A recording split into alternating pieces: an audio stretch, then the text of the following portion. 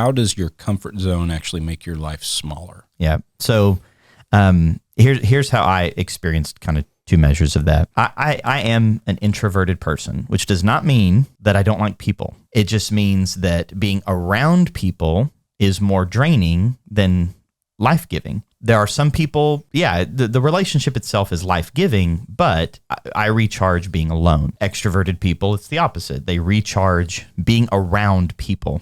So if I as an introvert, want to be alone, I need to be alone to recharge. That's a comfort zone, recharging alone.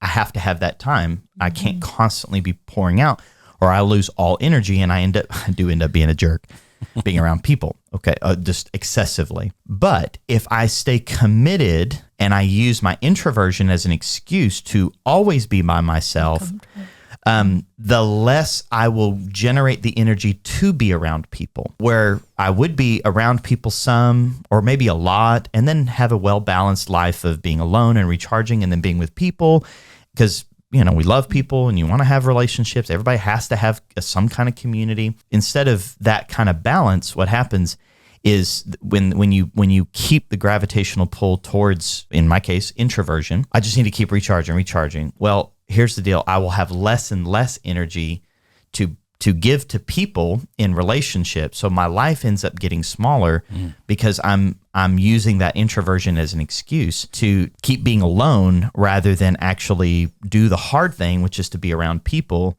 and pour out and learn how to live inside that discomfort to then recharge in the comfort zone and then back out in the growth zone of being just around people a lot. Extroverts would be the opposite. Always around people, if that's where your comfort zone is, then your internal world is slowly getting smaller and smaller and smaller. Instead of just being introverted, they get isolated.